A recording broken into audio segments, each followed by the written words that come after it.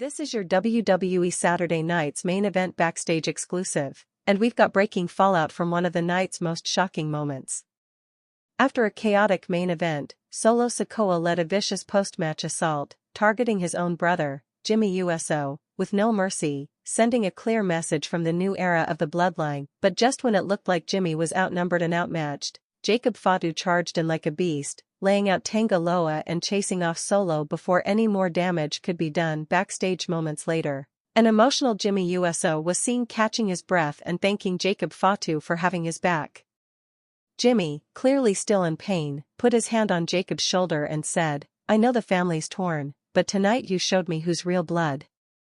Jacob didn't say much, just nodded. The tension's still thick, but after tonight, one thing's clear: Jimmy Uso and Jacob Fatu may be the alliance that turns the tide against Solo's twisted vision for the Bloodline. What's next for this explosive Bloodline war? Stay tuned, because the family feud is just getting started. Don't forget to like and subscribe for more WWE updates. The arena lights had barely dimmed after Saturday night main event when chaos spilled beyond the ring into the corridors of the backstage area. The night had already been drenched in controversy and shock, but what happened after the cameras went dark became the real story, one that insiders say could mark the beginning of the end for the Bloodline as we know it. WWE security footage, obtained from a leaked internal report, shows a battered Jimmy Uso stumbling backstage, his chest heaving, sweat dripping, and blood trickling from a fresh gash above his right brow. Moments earlier, Solo Sikoa had led a savage assault in the ring, mercilessly targeting his own brother, an act of betrayal so jarring, fans in attendance reportedly fell into stunned silence. But what happened backstage, away from the roar of the crowd, reveals a deeper narrative, a silent, unexpected savior lurking in the shadows, watching it all unfold. Jacob Fatu, unhinged, unpredictable, and until now a wild card within the Inoue dynasty, stepped forward from the dim corridor. For a fraction of a second, Jimmy braced himself for another strike, another betrayal. But it never came. Instead, Jacob extended his hand and pulled Jimmy up from the floor. There were no words. No cameras. No crowd. Just a moment of shared blood and unspoken understanding. According to anonymous WWE production crew members who witnessed the encounter, Jacob stood between Jimmy and the direction Solo had stormed off in, silently shielding him as a trainer rushed in. One source, speaking on condition of anonymity, said, "It wasn't part of the script. No one expected Jacob to be there. No one even knew he was still in the building." The scene set off immediate speculation. Was this the first real sign of fracture inside the once invincible Bloodline faction? Or something far more calculated? Questions swirled throughout the locker room as Jacob disappeared just as quickly as he had appeared, leaving Jimmy to recover in silence. As the leaked footage made its way onto private Discord servers and Reddit forums hours later, theories ignited. Whispers among WWE staff began circulating early Sunday morning. Some claimed that Jacob Fatu had been quietly in talks with Jimmy for weeks, secret meetings held away from the locker room, hushed phone calls between shows, even encrypted messages exchanged via burner accounts. It all points to a covert alliance, one that could threaten Roman Reigns' tightening grip on what's left of the Bloodline's fractured legacy. In an exclusive backstage interview recorded just hours after the event, Jimmy Uso, still bruised and visibly emotional, broke his silence. "I don't even know what to say," he muttered, holding back tears. He didn't have to do that. He wasn't supposed to be there. But he was. And that means something. When pressed on what his next move would be, Jimmy paused. "I don't know if I got any moves left, man. But whatever happens next, I ain't walking into it alone this time." The moment was raw, unscripted, and cut deep into the emotional undercurrents fans have only speculated about. Jimmy, once exiled and then welcomed back into Roman's circle, now finds himself targeted again, this time by his own flesh and blood. But why? And more importantly, why would Jacob choose this moment to intervene? Sources close to the creative team suggest Jacob Fatu had originally been scouted to join Roman Reigns in a new phase of the Bloodline months earlier. But plans reportedly shifted when tensions rose between Roman and Paul Heyman over the direction of the group. One insider explained, Roman saw Jacob as a weapon, raw power, unpredictable energy. But Heyman didn't trust him. Said he couldn't be molded. Said he reminded him too much of early Roman. That scared Paul. If true, Jacob's exclusion wasn't due to timing, it was personal. And now, by siding with Jimmy, it appears Jacob is ready to make his presence felt in the most explosive way possible.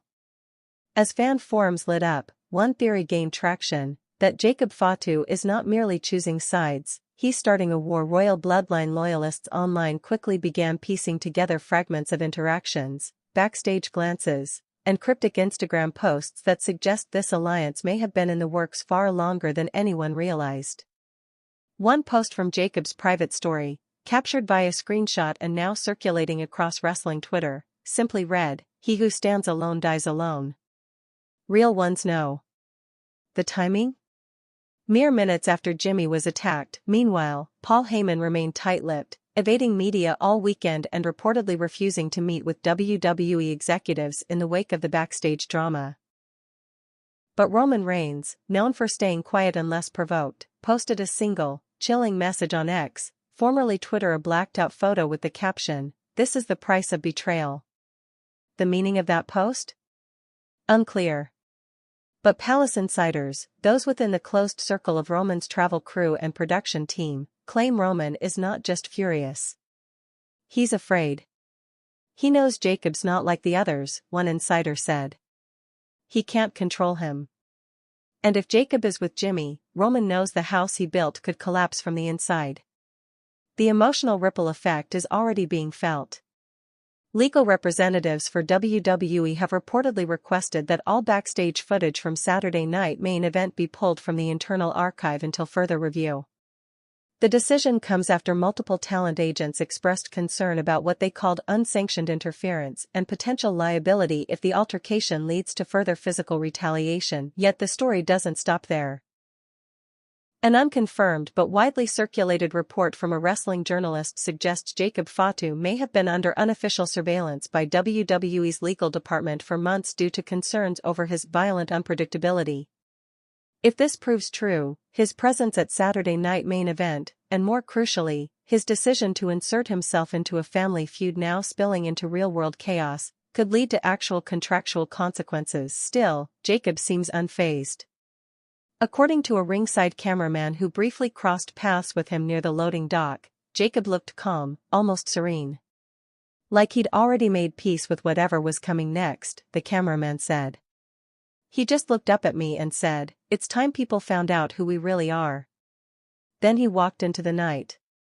The scene is almost too cinematic to be real. And yet, it all happened. It's happening.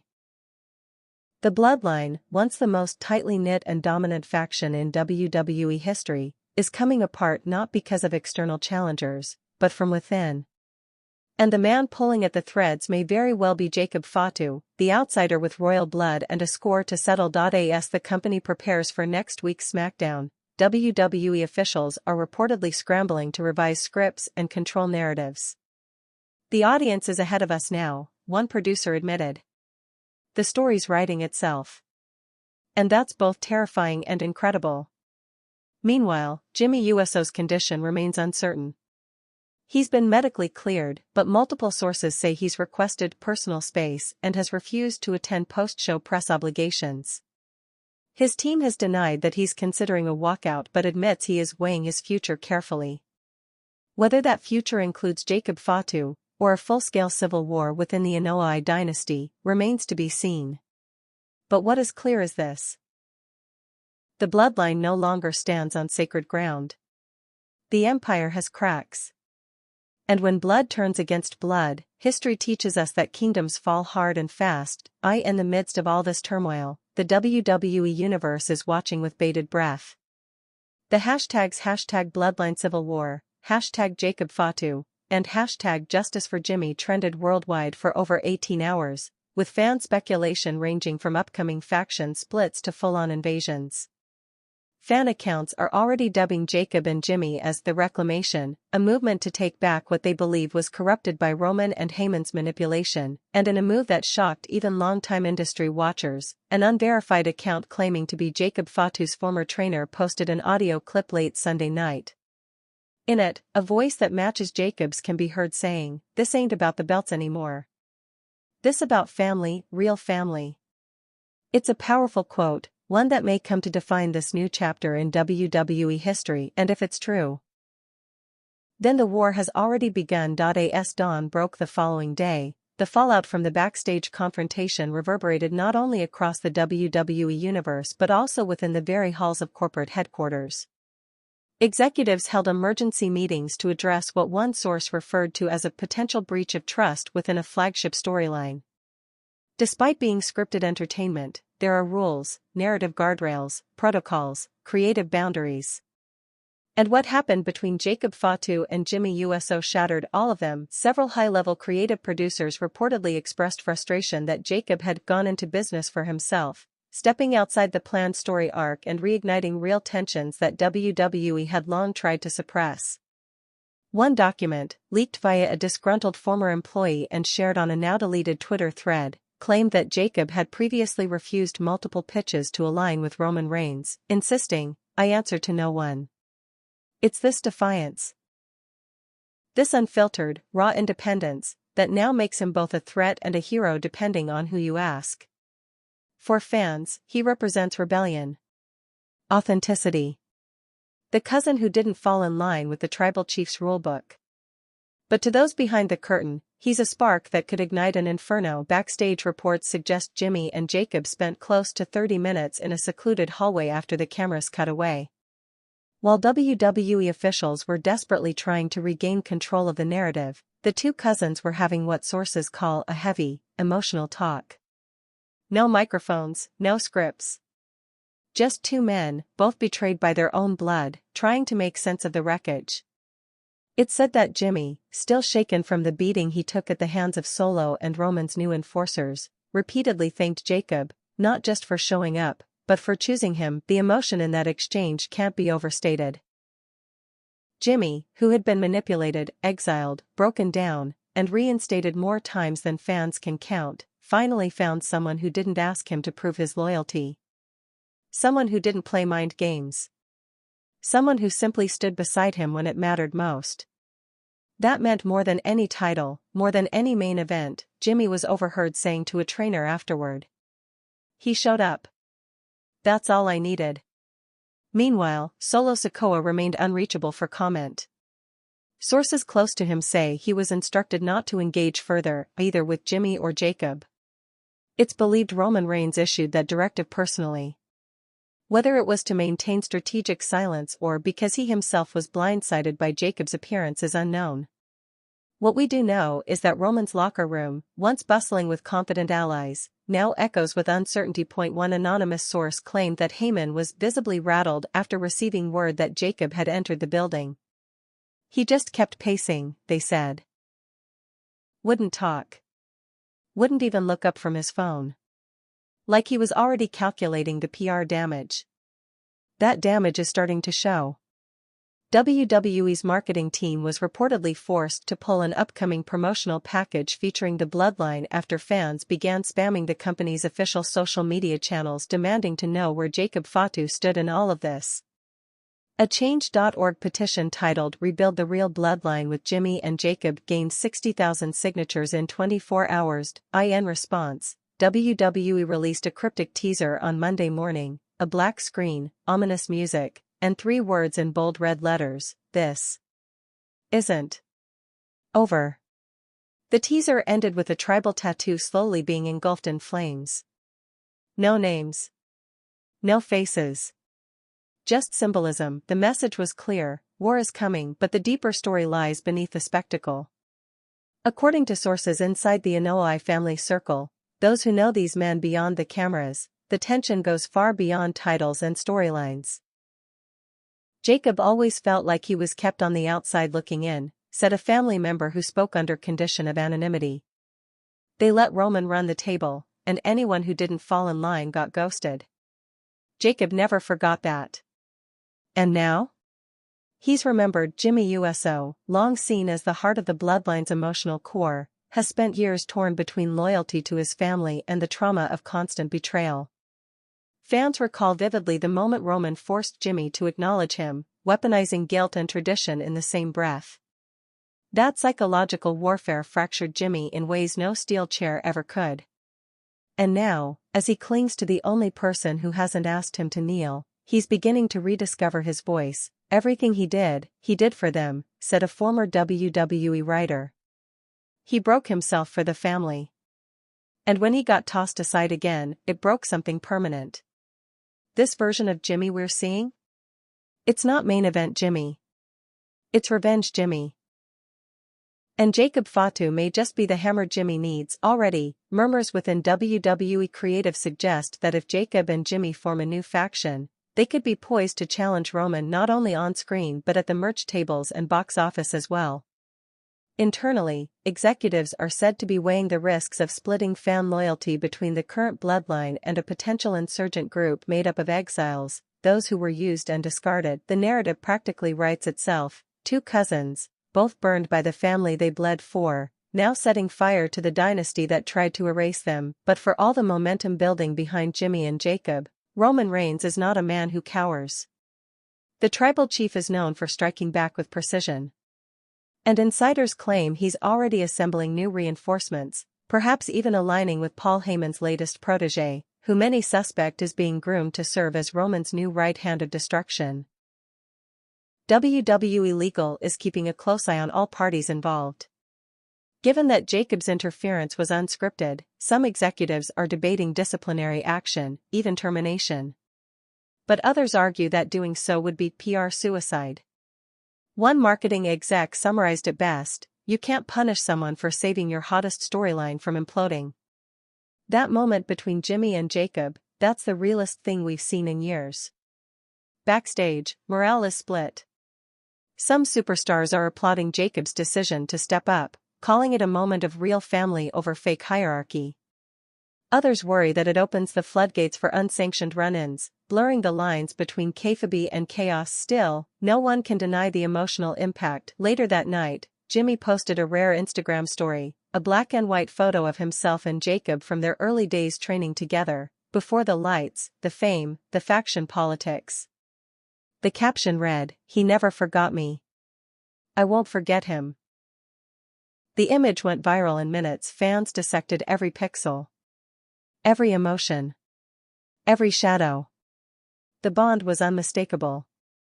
This wasn't a tag team forming. This was a brotherhood reforging itself under the pressure of betrayal and survival. And as speculation grows about what will happen at the next live event, one thing becomes crystal clear: the Bloodline may have started as a celebration of legacy, but it is ending as a battlefield for redemption. The story is far from over. Roman Reigns has yet to make a public appearance. Solo Sikoa remains silent. Heyman is in full damage control. But Jacob Fatu and Jimmy Uso? They've already started writing the next chapter, with their fists, their scars, and the unbreakable bond of shared pain. And somewhere in the shadows, a storm is gathering. The following Friday, as the WWE Universe waited with anticipation for SmackDown to go live, there was a tension in the air unlike anything the company had seen in years. It wasn't scripted tension. It wasn't about who would win a title or headline the next pay-per-view. It was about something far more real, authentic human drama bubbling just beneath the surface of a decades-old family empire that was beginning to cannibalize itself on live television. The opening segment was supposed to feature a promo from Roman Reigns, but he was conspicuously absent. Instead, Paul Heyman emerged alone, his face pale, his usual swagger replaced with a noticeable unease. Standing in the center of the ring, mic in hand, Heyman addressed the crowd in a trembling voice, speaking not as the wise man of the Bloodline, but as a man trying to hold together the shattered pieces of a dynasty he helped build. "Ladies and gentlemen," he began, "what you witnessed last Saturday was not sanctioned by WWE, not approved by Roman Reigns, and not condoned by me." He paused, but the crowd offered no silence. They booed, cheered, chanted Jacob Fatu. In waves. Heyman pressed forward. There are forces within our family, dark, misled forces, who believe chaos is the answer. Who believe betrayal is strength. Who would rather burn down what we built than build something greater. And with that, he walked off, refusing to answer a single question, flanked by two new security guards rumored to be former MMA fighters on short-term contracts, hired for one purpose: protect Paul Heyman from anyone with an OI blood. Backstage, tensions were boiling. Solo Sikoa reportedly showed up to the arena early but left before showtime after a heated confrontation with a senior producer. While WWE attempted to keep the incident under wraps, fans began sharing photos of Solo storming out through the back lot, his hoodie up, fists clenched, ignoring everyone around him. Meanwhile, Jimmy Uso was said to be in his locker room, alone, refusing makeup, declining pre-show prep, and turning down every request for a sit-down interview. He wasn't interested in speaking, but Jacob Fatu was. In an unannounced, unscripted move that caught everyone, including production, off guard, Jacob appeared in the crowd during the second hour of SmackDown. Not backstage. Not from the ramp. He emerged from the stands, hoodie low, arms crossed, silently watching a match between two mid-card tag teams. The cameras didn't show him. WWE officials reportedly instructed the production truck to cut away if he moves. But the fans saw him. Phones lit up the arena. Twitter erupted. #Jacob in the crowd was trending in under 5 minutes. After the match, as chants for Jacob grew louder, the lights dimmed. Saturday night main event had barely gone off the air before whispers started to swirl backstage. The kind of whispers that move fast and die hard. Security was shifting position. Cameras were being pulled from corridors. And certain doors, normally wide open for media, were suddenly locked without explanation. Something was happening behind the scenes. Something big, but no one expected it to involve Jacob Fatu and Tala Tonga. For weeks, the WWE Universe had watched as tension slowly seeped into the veins of the Bloodline. While Solo Sikoa tightened his grip over SmackDown, forging alliances with Tanga Loa and Jeff Cobb, Jacob Fatu had been walking a different line. A silent enforcer, loyal to the family but unshaken by the shifting sands. Until tonight, everything changed. It started with what looked like a celebration. Solo Sikoa had just retained control over the blue brand, decimating Sami Zayn and cutting a scathing promo on anyone daring to oppose the new era of the Bloodline. The locker room was tense. Divided. But what no one saw coming was the arrival of Tala Tonga, the long-absent brother of Tama Tonga, emerging from the shadows. Tala wasn't even supposed to be in the building. Word spread fast. Paul Heyman had reportedly been caught off guard. Security scrambled. Backstage agents made quiet calls. But within 15 minutes, Tala Tonga had bypassed protocols and was spotted entering the locker room corridor where Jacob Fatu was preparing to leave. The footage hasn't been released. It likely never will be, but what we do have are eyewitness accounts, and they paint a chilling picture. One WWE staff member, who requested anonymity, described the moment in a single word: volcanic. Jacob Fatu had just wrapped up a post-match interview when the doors to the hallway cracked open. Standing on the other side, arms folded, eyes locked, was Tala Tonga. No words. No warning. Just a presence. Thick. Heavy. Intimidating. Another staffer said it felt like watching two apex predators recognize each other for the first time. Nobody spoke, they said. You could hear people breathing. Then Tala just walked forward. According to that source, Jacob didn't move. Didn't flinch. He just stared him down. And then, finally, Tala spoke. You let my brother fall. That was it. One sentence. Enough to light a powder keg. Jacob's jaw tightened. No fists were thrown, not yet. But what happened next wasn't just a confrontation. It was an indictment. A challenge. A line drawn in blood. Tala reportedly accused Jacob of standing idle while Solo Sikoa tore the Bloodline apart from within. He said that Tama Tonga, his brother, was set up to fail, betrayed by family politics and left alone in a war he couldn't win. And he pinned that betrayal on Jacob Fatu's silence. You call yourself the enforcer, Tala spat. But you didn't enforce anything. You stood there and watched him fall. Jacob didn't yell.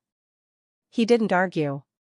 He just stepped forward, face to face, inches away. I watched my brother die too, Jacob said, voice low, almost shaking. You don't know the things I've seen. The things I've done, for this family. The hallway reportedly went still. A few crew members backed away, sensing something they weren't supposed to witness. According to those in the room, Paul Heyman arrived just seconds later, accompanied by security. His face, pale and wide-eyed, told the whole story. He knew this wasn't just a personal grudge. This was the cracking of a foundation, because Tala Tonga wasn't just there to vent. He was there to issue a warning. Multiple sources confirmed that before leaving, Tala told Jacob, "You're either with me, or you're next." And then he was gone. What happened in the minutes after is unclear. WWE has not released any official footage or statements. When asked for comment, WWE spokespeople only offered a vague remark: backstage interactions are considered internal matters unless they impact broadcast safety. But let's not pretend this didn't shake the entire company to its core, because this wasn't just about Jacob Fatu and Tala Tonga. This was about the family war no one wants to name, the Bloodline Civil War. And tonight, it officially entered a new, terrifying chapter. Earlier this year, Solo Sikoa took control of SmackDown, wielding his power with merciless precision. Backed by Tanga Loa, Jeff Cobb, and even the monstrous Hikuleo, he declared his version of the Bloodline as the new regime. Ruthless. Absolute. Loyal only to him, but not everyone bowed. Jacob Fatu, once viewed as Solo's greatest weapon, began to pull back. Quietly. Subtly. He stopped interfering in attacks. He left the ring early. And 2 weeks ago, during a post-match beatdown on Kevin Owens, Jacob simply walked away. That was the moment people began to question where his loyalties truly lay. Now, after tonight, we may have our answer, because Tala Tonga's appearance wasn't random. Sources inside WWE confirm he hadn't been booked. No flight. No hotel reservation. Nothing in the schedule. He wasn't on any internal documentation. He showed up unannounced, and yet, he was let in. One producer hinted that Tala may have had help from someone on the inside. Someone who wanted this confrontation to happen. And while no names were confirmed, many now suspect Jacob himself extended the invitation, which raises one chilling possibility: has Jacob Fatu already made his choice? If so, that means we are heading for an all-out civil war, not just of ideologies, but of blood. The WWE locker room is reportedly shaken. Several superstars, speaking off the record, said the atmosphere has become increasingly volatile since Solo declared dominance over the Bloodline.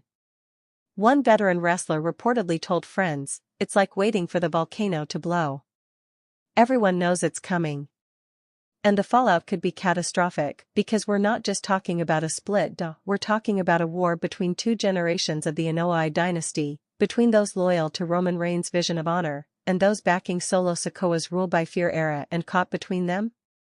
Jacob Fatu, the man known for unleashing carnage in the ring, is now facing a moral crossroads behind the curtain. His silence has always been his strength. But tonight, his silence cracked. One source close to WWE Creative revealed that Jacob's storyline was rewritten minutes before the show began. Segments were pulled. A planned in-ring